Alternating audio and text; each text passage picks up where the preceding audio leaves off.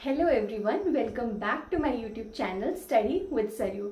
बहुत टाइम से वीडियो नहीं डाला था तो आज टाइम लगा है और बहुत दिन से मैं कोशिश कर रही थी कि वीडियो डालूं बट कुछ हो नहीं पा रहा था। तो एक छोटा सा टॉपिक हमारा रह गया था एजियोट्रोप्स, जो मैंने कहा था कवर करवा दूंगी। उसके बाद कॉलिगेटिव प्रॉपर्टीज़ रहती हैं जो हार्डली 2 लेक्चर्स में कवर होने वाली हैं। छोटी छोटी 2 वीडियोस बनाऊंगी, एक वीडियो बनाऊंगी तो बहुत लेंथी हो जाएगा और 2 वीडियोस बनाऊंगी तो समझने में भी इजी रहेगा, न्यूमेरिकल्स भी उसमें कवर हो जाएंगे, कॉन्सेप्ट भी क्लियर हो जाएगा। एजियोट्रोप्स छोटा सा टॉपिक है, समझना ज़रूरी है क्या होते हैं एजियोट्रोप्स और हम क्यों पढ़ रहे हैं। एजियोट्रोप्स तो पहली बात तो इसलिए पढ़ रहे हैं क्योंकि हमने नॉन आइडियल सॉल्यूशंस पढ़े, ठीक है। सॉल्यूशंस पढ़ रहे हैं हमने आइडियल सॉल्यूशंस देखे जो रॉल्स लॉ को फॉलो करते हैं, नॉन आइडियल सॉल्यूशंस देखे 2 तरह के, जो पॉजिटिव डेविएशन शो कर रहे हैं और जो नेगेटिव डेविएशन जो है वो शो कर रहे हैं। एजियोट्रोप्स पढ़ेंगे आज हम। एजियोट्रोप्स प्रॉपर्टी है सिर्फ और सिर्फ नॉन आइडियल सॉल्यूशंस की। पहले तो ये बात जानना जरूरी है कि केवल नॉन आइडियल सॉल्यूशंस ही जो है वो क्या है, एजियोट्रोप्स की तरह बिहेव करते हैं या एजियोट्रोप्स होते हैं। क्या होते हैं एजियोट्रोप्स? एजियोट्रोप्स का हम कांस्टेंट बॉइलिंग मिक्सचर्स भी कहते हैं। क्या कहते हैं? Constant boiling mixtures. कांस्टेंट का मतलब क्या होता है कि जो एक जगह स्थिर रहते हैं, है ना। बॉइलिंग मतलब बॉइल कर रहे हैं, और मिक्सचर क्यों कह रहे हैं? क्योंकि हमने 2 लिक्विड्स को जो है आपस में मिक्स करके एक सॉल्यूशन बनाया है, और सॉल्यूशंस क्या होते हैं? मिक्सचर्स होते हैं।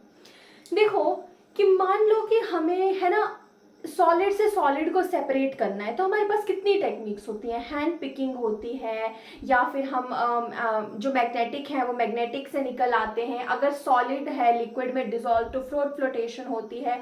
कितनी सारी चीज़ें जो है हमने सेपरेशन टेक्निक्स जब हम देखते थे छोटी क्लासेस में भी तो हम उसमें वो प्रोसेसेस पढ़ते थे। लेकिन कभी हमने ये नहीं देखा कि अगर मुझे लिक्विड को लिक्विड से अलग करना है तो मैं किस तरह से उसे अलग करूंगी। मान लो मेरे पास एक सॉल्यूशन दे दिया, उस सॉल्यूशन में मेरे पास एक कंपोनेंट A है और दूसरा कंपोनेंट B है। इसमें मेरे पास A प्लस B का मिक्सचर है और दोनों कैसे हैं? लिक्विड्स हैं। तो मैं इन दोनों को कैसे सेपरेट करूंगी? मैं तो नहीं सेपरेट कर सकती ना। मैं चम्मच लेके, एक स्पून लेके तो इन्हें सेपरेट नहीं कर सकती। इनको सेपरेट करने की, या मान लो इसमें एक और कंपोनेंट C भी होता मेरे पास, या मान लो एक कंपोनेंट D भी होता, तो लिक्विड को लिक्विड से सेपरेट करने की टेक्निक को हम कहते हैं फ्रैक्शनल डिस्टिलेशन। उसे कहते हैं हम फ्रैक्शनल डिस्टिलेशन। फ्रैक्शनल डिस्टिलेशन हमारे लिए पढ़ना क्यों जरूरी है? क्योंकि हमें एजियोट्रोप्स पढ़ने हैं। एजियोट्रोप्स पढ़ने हैं तो फ्रैक्शनल डिस्टिलेशन के बारे में हमें पता होना चाहिए। फ्रैक्शनल डिस्टिलेशन एक ऐसी टेक्निक होती है जो लिक्विड्स को लिक्विड्स से सेपरेट कर देती है।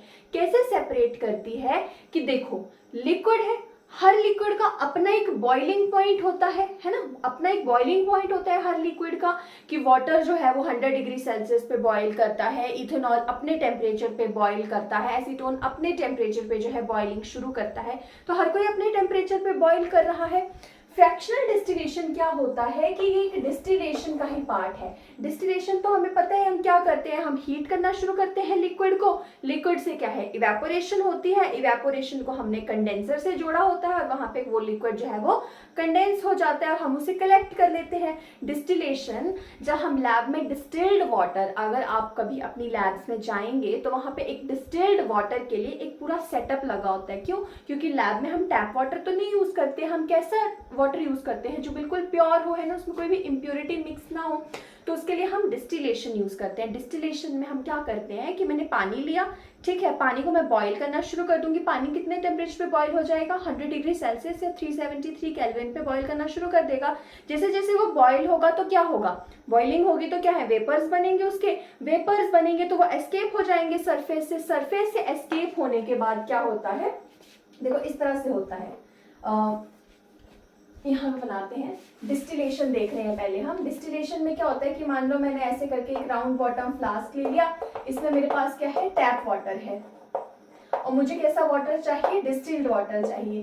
मैं क्या है, इसको हीट करना शुरू कर दूंगी। यहाँ पे क्या है? मेरे पास एक कंडेंसर लगा हुआ होगा इस तरह से, कंडेंसर क्या होगा, यहाँ पे वाटर क्या है, कंडेंस हो जाएगा, इम्प्योरिटीज क्या है, यही रह जाएंगे, जितना भी वाटर है वो लेयर बाय लेयर क्या है, सरफेस पे आना शुरू हो जाएगा, सरफेस से वेपर्स क्या है, एस्केप करेंगे और यहाँ पे आके क्या है वो कंडेंस होने जो है वो शुरू हो जाएंगे, कंडेंस होंगे और ये ऐसा स्लोप ऐसे को है नीचे की तरफ को, अभी ऊपर को तो जा नहीं सकते ना वापस, तो ये लिक्विड कहाँ डिपॉजिट हो जाएगा, यहाँ पे मैंने एक और अपना बीकर लगाया होगा जहाँ पे क्या है ये डिपॉजिट होना शुरू हो जाएगा और इसको मैं कहूंगी डिस्टिल्ड वाटर। डिस्टिल हो चुका है, क्यों, क्योंकि सारी इंप्योरिटीज जो है वो यहीं रह जाएंगी, वो तो इवेपोरेट नहीं करेंगी ना।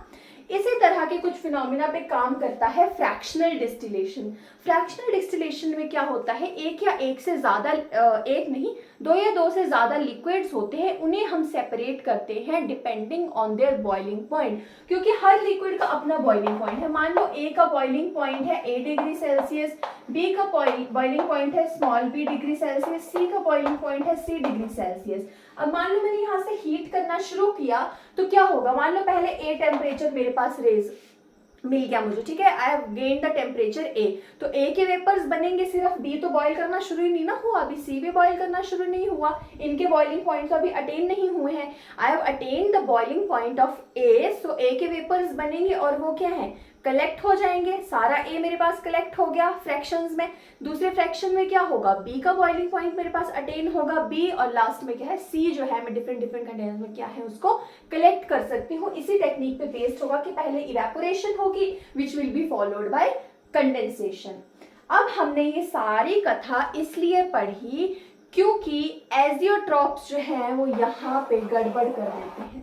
वो ये गड़बड़ करते हैं कि एक पॉइंट ऐसा आएगा कि ये तीनों एक ही टेम्परेचर पे बॉईल कर रहे होंगे, मान लो T टेम्परेचर है, T डिग्री सेल्सियस है, ये तीनों ही T डिग्री सेल्सियस पे बॉईल करना शुरू कर देंगे, तो मैं कैसे सेपरेट करूंगी, A भी T डिग्री सेल्सियस पे बॉईल कर रहा है, B भी T डिग्री सेल्सियस पे, C भी T डिग्री सेल्सियस पे, how I am going to separate these mixtures. तो ऐसे मिक्सचर्स, ऐसे सॉल्यूशंस जो एक ही टेम्परेचर पे बॉईल करना शुरू कर देते हैं, उन्हें हम कहते हैं एजियोट्रोप्स या कांस्टेंट बॉइलिंग मिक्सचर्स। इसलिए हमने फ्रैक्शनल डिस्टिलेशन पढ़ी, क्योंकि अब इन तीनों को जो है मैं फ्रैक्शनल डिस्टिलेशन से अलग नहीं कर पाऊंगी। क्यों नहीं कर पाऊंगी, because fractional distillation is based on the technique that there are different boiling points for each liquid. Now because all the liquids have started to boil at the same temperature, how I'm going to separate them, right? I cannot separate them. मैं उन्हें नहीं अलग कर पाऊंगी ना, किस तरह से अलग करूंगी, सारे कह रहे हैं जी मैं भी टी पे करूंगा, मैं भी टी पे करूंगा, मैं भी टी पे करूंगा। अभी जो टी पे करने वाले हैं ये केवल और केवल नॉन आइडल सॉल्यूशंस होते हैं। ऐसे सॉल्यूशंस या तो वो रॉल्ड्स लॉ से पॉजिटिवली डिविएट हो रहे होंगे या फिर नेगेटिवली डिविएट हो रहे होंगे। दूसरी बात ये है कि अब देखो सेम ही टेम्परेचर पे बॉईल कर रहे हैं, सेम ही टेम्परेचर पे बॉईल कब करेंगे बच्चों, तब बॉईल करेंगे जब इनकी कॉम्पोजिशन सेम हो गई होगी। जो कॉम्पोजिशन एक ही होगी वही उसके सारे कंपोनेंट्स की हो गई होगी, यानी कि all components have same composition. इस टेम्परेचर पे all components will have same composition, एक ही कंपोजिशन होगी। सेम कंपोजिशन का मतलब है सेम ही मोल फ्रैक्शन उनका हो गया होगा, तो वो एक ही टेम्परेचर पे बॉईल करना जो है वो शुरू कर देंगे। इतनी बात क्लियर हो गई हमारे पास। अब आता है कि नॉन आइडल सॉल्यूशंस पढ़े हमने, तो नॉन आइडल सॉल्यूशंस दो तरह के होते हैं, कौन कौन से, positively deviated solutions and negatively deviated solutions. ठीक है, इतनी बात पता लग गई। अब आपको देखो कि क्योंकि हम इनको बॉईल कर रहे हैं तो लिक्विड फेज भी आएगा और वेपर फेज भी आएगा। क्योंकि मैंने लिक्विड को बॉईल करना शुरू कर दिया है, मैं इसको एक्सटर्नल हीट प्रोवाइड कर रही हूँ, तो लिक्विड भी होगा और यहाँ पे वेपर फेज भी बन रहा होगा मेरे पास, तभी तो वेपर्स बनेंगे जो कंडेंस होके मैंने कलेक्ट करनी है। तो यहाँ पे क्या होता है कि जो मोल फ्रैक्शन लिक्विड का होगा वही वेपर का होगा, तो कुछ अता पता नहीं होगा, दोनों एक साथ को एग्जिस्ट कर रहे होंगे और उनको मैं सेपरेट नहीं कर पाऊंगी।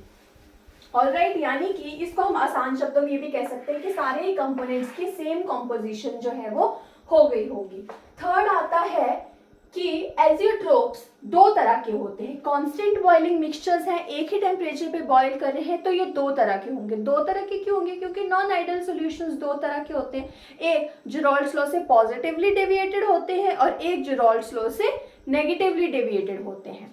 तो ऐसे सॉल्यूशन जो रॉल्स लॉ से पॉजिटिव डेविएशन शो करते हैं उन्हें हम कहते हैं minimum boiling azeotropes, minimum boiling azeotropes. और ऐसे जो नेगेटिव डेविएशन शो करते हैं उन्हें हम बोलते हैं maximum boiling azeotropes. Minimum boiling azeotropes वो एजियोट्रॉप्स होंगे जिनमें क्या होगा, पॉजिटिव डेविएशन शो कर रहा होगा सॉल्यूशन। और दूसरी बात है कि जो नेगेटिवली डेविएटेड होते हैं रॉल्स लॉ से, ऐसे सॉल्यूशंस मैक्सिमम बॉइलिंग एजियोट्रॉप्स जो है वो फॉर्म करते हैं। अब पहले देखते हैं मिनिमम बॉइलिंग एजियोट्रॉप्स। अब हम देखेंगे मिनिमम बॉइलिंग एजियोट्रॉप्स क्या है। मिनिमम बॉइलिंग, मिनिमम क्या होता है, कोई चीज क्या हो रही है, कम हो रही है। कम होने का मतलब है कि देखो हम बाइनरी सॉल्यूशंस की बात कर रहे हैं ना, तो हम बाइनरी सॉल्यूशंस ही लेंगे कि मान लो मेरे पास ए और बी जो है वो प्रेजेंट है, ए और बी कंपोनेंट जो है मेरे पास प्रेजेंट है अपने मिक्सचर में। ए और बी प्रेजेंट है, मान लो ए का बॉइलिंग पॉइंट है 100 डिग्री सेल्सियस और बी का बॉइलिंग पॉइंट है 110 डिग्री सेल्सियस।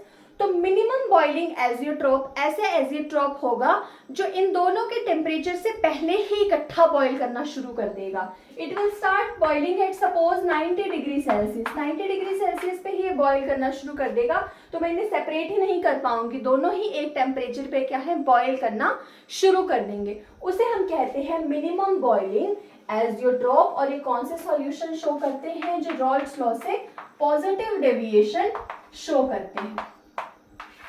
अब मुझे एक बात बताओ कि जब हम वेपर्स बना रहे थे, हम, ठीक है, किस तरह से वेपर्स बने कि मान लो मैंने उसे बॉईल करना जो है वो शुरू कर दिया। अब ऐसा समझो कि मान लो कि ए जो है उसका वेपर प्रेशर ज्यादा है। वेपर प्रेशर ज्यादा का क्या मतलब हुआ कि उसमें वेपर्स जो है वो बहुत जल्दी बन जाते हैं, जल्दी वेपर्स बन रहे हैं, है ना, रखे रखे ज्यादा वेपर्स बन रहे हैं। अब मैं उसको बॉईल करूंगी तो वो जल्दी बॉईल हो जाएगा, वेपर्स तो पहले भी बन रहे थे, ठीक है बात। और एक ऐसा बीकर है मेरे पास जिसका वेपर प्रेशर कैसा है, लो है, तो उसे मुझे ज्यादा हीट करना पड़ेगा ताकि क्या है वो बॉईल होके वेपर्स बनाए। मेरा मेन एम क्या है कि मुझे वेपर्स बनानी है। तो जिसका वेपर प्रेशर ज्यादा है उसका बॉइलिंग पॉइंट कैसा होगा, कम होगा, जल्दी बॉईल हो जाएगा वो। और जिसका वेपर प्रेशर लो है मुझे उसे ज्यादा बॉईल करना पड़ेगा उसका वेपर प्रेशर रेज करने के लिए। तो वेपर प्रेशर जो होता है वो इनवर्सली प्रोपोर्शनल होता है बॉइलिंग पॉइंट के, यानी किसी का वेपर प्रेशर ज्यादा है तो उसका बॉइलिंग पॉइंट कैसा होगा, कम होगा, जल्दी बॉईल हो जाएगा। किसी का वेपर प्रेशर लो है तो उसे हमें ज्यादा बॉईल करना पड़ेगा उसका वेपर प्रेशर इंक्रीज करने के लिए। इतनी बात पता चल गई। मिनिमम बॉइलिंग एजियोट्रोप का एग्जांपल है 95% इथेनॉल एंड 5% वाटर। ये दोनों जो हम मिक्स करते हैं, जब मेरे पास ऐसी कंसंट्रेशन बन जाएगी जहां पे 95% इथेनॉल होगा और 5% वाटर होगा, तो वो एक मिनिमम बॉइलिंग मिक्सचर जो है या एजियोट्रोप बनाते हैं। क्यों? क्योंकि इथेनॉल के बॉइलिंग पॉइंट से और वाटर के बॉइलिंग पॉइंट से ये मिक्सचर जो है कम टेम्परेचर पे जो है बॉइल करना शुरू कर देगा। ऑलराइट, इतनी बात क्लियर हो गई। हमारे पास जो इथेनॉल है उसका बॉइलिंग पॉइंट होता है 353 केल्विन, अराउंड 353 केल्विन, और वाटर का तो हमें पता है कितना होता है 373 केल्विन। क्या होगा कि ये कम टेम्परेचर पे बॉईल करना शुरू कर देगा। इतनी बात पता चल गई। शुरू कम टेम्परेचर पे क्यों बॉईल करेगा? एक बात तो ये है कि ये पॉजिटिवली डेविएटेड है, पॉजिटिवली डेविएटेड है तो वेपर प्रेशर बढ़ जाता है, और वेपर प्रेशर बढ़ जाता है तो बॉइलिंग पॉइंट कम हो जाता है। तो ये सारी चीजें इंटरलिंक्ड है। मिनिमम बॉइलिंग टेम्परेचर मतलब अपने इंडिविजुअल टेम्परेचर से कम टेम्परेचर पे बॉईल करेगा। क्यों बॉईल करेगा? क्योंकि पॉजिटिवली डेविएटेड है। पॉजिटिवली डेविएटेड का मतलब है वेपर प्रेशर ज्यादा होगा, वेपर प्रेशर ज्यादा होगा तो बॉइलिंग पॉइंट कैसा होगा, कम हो जाएगा हमारे पास। इसको हम समझेंगे ग्राफ के सहारे कि इसका ग्राफ कैसा बनता है। How will I form the graph? हमारे पास क्या है, 95% इथेनॉल है, इसको C2H5OH लिख देते हैं, और 5% क्या है, वाटर है। ये करता है 353 केल्विन पे बॉईल और ये करता है 373 केल्विन पे बॉईल। अब हमने देखना है कि क्या होगा कि मिनिमम बॉइलिंग एजियोट्रॉप किस तरह से फॉर्म होगा। देखो पहले हम वेपर प्रेशर का ग्राफ बनाते हैं। यहाँ वेपर प्रेशर बनाया मैंने और यहाँ सपोज कर लो कि वाटर की कंसंट्रेशन जो है वो बढ़ रही है, वाटर की कंसंट्रेशन बढ़ रही है इस तरफ को, यानी यहाँ वाटर कितना होगा 100% होगा और यहाँ इथेनॉल कितना होगा 100% होगा। ठीक है, ये आ गया इथेनॉल। मान लो ये इथेनॉल का P0 A आ गया, इसको आप A एज्यूम कर लो और इसको हम B एज्यूम कर लेंगे।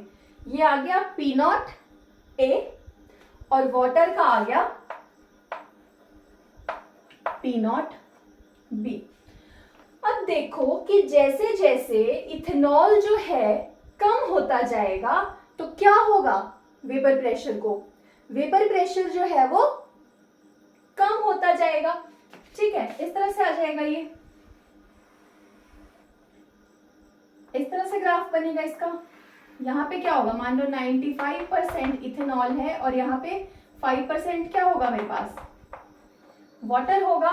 इस तरह से बनेगा हमारे पास पॉजिटिवली डेविएटेड रॉल्ड्स लॉ जो है वो इस तरह से फॉर्म होगा मेरे पास। ठीक है, जब मेरे पास रॉल्ड्स लॉ बनता है तो किस तरह से बनता है, ऐसे बनता है, ऐसे बनता है और ऐसे बनता है। क्योंकि पॉजिटिवली डेविएटेड है तो इस तरह से बनेगा। अब क्योंकि यहाँ पे इस टेम्परेचर पे ये लार्ज पॉजिटिव डेविएशन शो कर रहा है तो लार्ज पॉजिटिव डेविएशन को हम किस तरह से शो करेंगे कि उसकी पीक जो है हम थोड़ी सी ज्यादा बना देंगे, इस तरह से पीक बना देंगे उसकी, यहां जैसे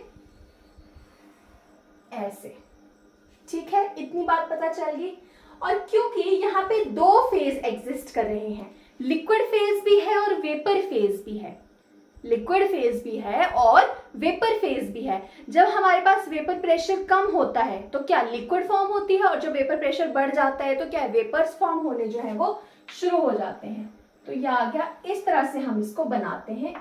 मान लो ये है जहां 95% क्या है, इथेनॉल है और 5% क्या है, वाटर है। अब देखो कि किसी भी पॉइंट पे कंसंट्रेशन और वेपर प्रेशर जो है वो सेम नहीं है। मान लो मैं ये पॉइंट देखूं तो इस पॉइंट पे लिक्विड का कंसंट्रेशन ये है, वेपर प्रेशर ये है, और इसी पॉइंट पे अगर मैं यहाँ पे चेक करूं तो कंसंट्रेशन अलग है, वेपर प्रेशर अलग है।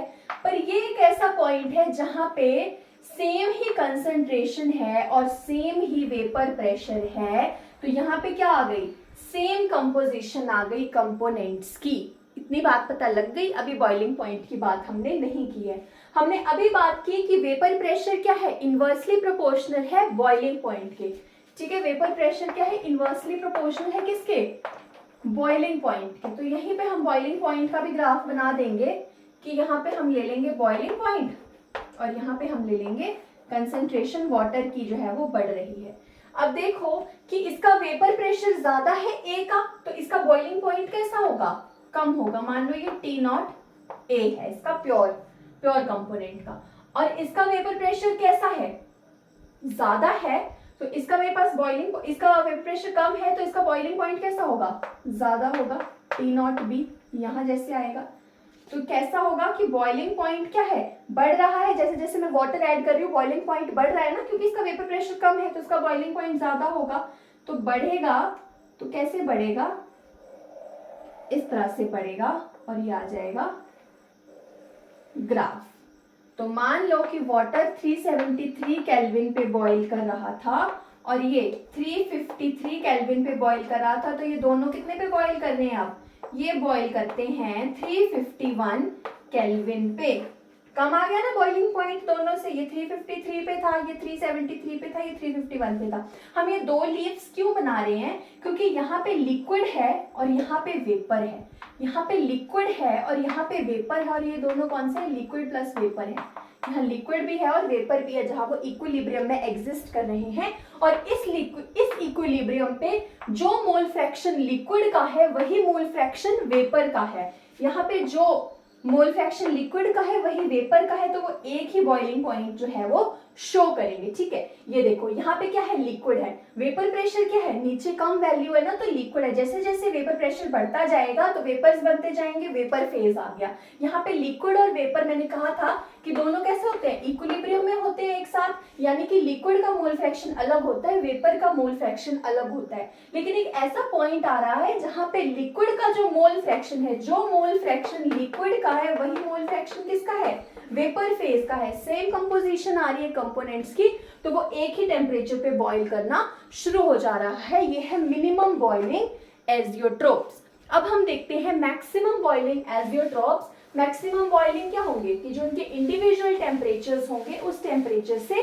ज्यादा टेम्परेचर पे वो बॉईल करना शुरू कर देगा, तब भी हम उन्हें क्या है, सेपरेट नहीं कर पाएंगे। We will not be able to separate them. Maximum boiling azeotropes, maximum ज्यादा टेम्परेचर जो है वो अटेन कर रहे हैं। Maximum boiling azeotropes, maximum boiling azeotropes का मतलब है कि बॉइलिंग पॉइंट रेज हो रहा है। हमने अभी पढ़ा कि बॉइलिंग पॉइंट रेज कब होगा, जब वेपर प्रेशर कम होगा। वेपर प्रेशर कम होता है तो ऐसी डेविएशंस को हम क्या कहते हैं, रॉल्स लॉ से वो कैसी डेविएटेड होती हैं, पॉजिटिव या negative. They are positively deviated from the Raoult's law.